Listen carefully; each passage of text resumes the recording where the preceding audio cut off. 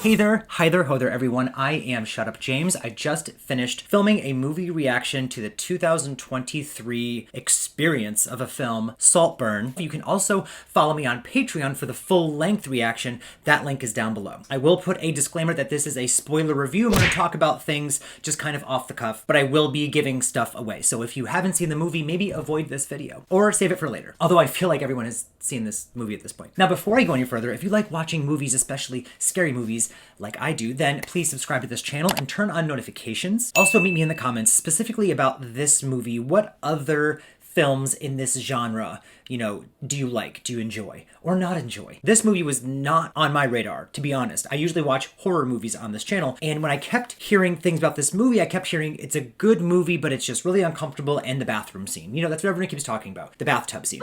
So someone finally said, you know what, it's kind of like a talented Mr. Ripley, but not as quiet as that movie. And I thought, okay, I love The Talented Mr. Ripley. That's a movie from the 90s with Matt Damon and Gwyneth Paltrow and Jude Law, Philip Seymour Hoffman. It is a great film. You should watch that. Let's talk about that in the comments as well. But once someone said that, I thought, okay, maybe I can give this a try. This is just a more loud, in-your-face version of that same kind of story. This does depart in many ways, but the uncomfortable vibe is still there. So this movie starts off with our, protagonist, I don't know, Oliver, going to college and immediately becoming infatuated with another character named Felix, played by the guy from Euphoria. So they become friends through happenstance, and it seems very genuine and organic and fluid, to the point where they become besties. And during the summer, Felix invites Oliver to his home, which is Saltburn. It's this mansion. They throw parties and they're rich and they're pretentious, and that's what they do. Every character is very different and thought out, and there are so many backstories and interesting quirks about each one, and each character fully commits to that. Each actor, I should say, fully commits to that. But through,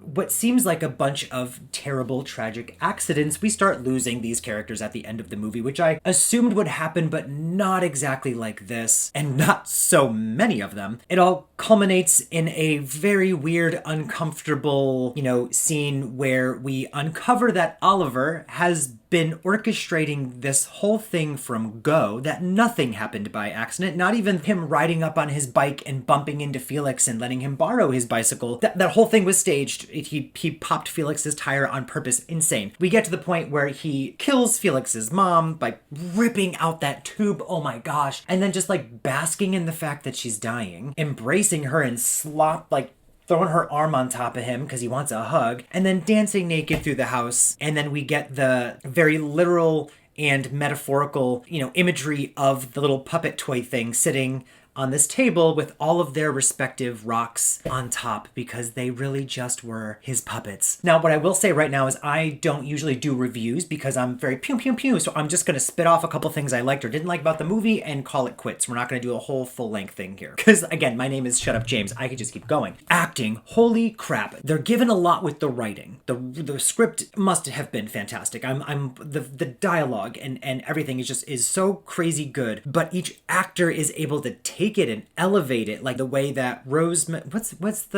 Pike, is that her name? Just shifts her eyes or changes her tone or her inflections. Everyone was just great. Euphoria was great. Jacob something. I'm so sorry. I don't know names. That's just part of my thing, is I don't know who people are. I always think I do and I don't. It's a toxic trait. The guy from The Eternals who played Oliver, so quietly, uncomfortably, seductive in this weird way. I don't know. It was similar, again, to Talented Mr. Ripley, where I'm watching this character that's doing despicable things, but I'm very intrigued. Now, where this movie definitely branches apart from that is Talented Mr. Ripley. It always seemed like he needed the love and the affection, and he kind of inadvertently would turn into somebody else because that's how he thought he was going to get the love and attention. By the end of this movie, because that's how this seemed like it was going to, by the end of this movie, I don't know what he wanted. He really just wanted Saltburn? Did he know he wanted Saltburn when he went to school? Was his plan to I'm gonna go to school, become friends with Felix, get invited to Saltburn, work my way in, kill them all, and just have this house to myself and dance around naked? Is that what he wanted? I don't know what he wanted. I haven't mentioned this yet, but the direction, the directing, the aesthetic, the editing, there are a lot of things in this movie that are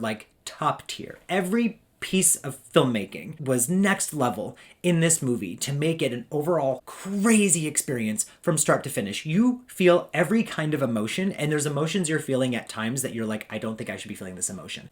So for that, I applaud them. At one point during my movie reaction when I was watching it, was like, I need to own this now. That was probably maybe like an hour and a half into the movie. I was like, I need to own this movie. This is amazing. And the movie stayed amazing, but a lot of stuff happened that I don't ever wish to revisit. So I don't maybe think I'll be getting a physical copy of this, at least not right now. But overall, the experience is polarizing, and I think that was the point. There are these kind of long, drawn-out movies where it's over 2 hours long, and it's like one of those things where nothing happens, but this is actually very fast-paced in character arcs. That's what keeps it fast-paced, is your characters are growing and changing and shifting at the speed of light. So it's not that you're getting tons of action sequences or things like that. Like, no one even starts dying in this movie till after like an hour and 45 minutes in. It was just great for what it was trying to be. It did it very well and exceeded my expectations. Again, I don't think I'll watch that again.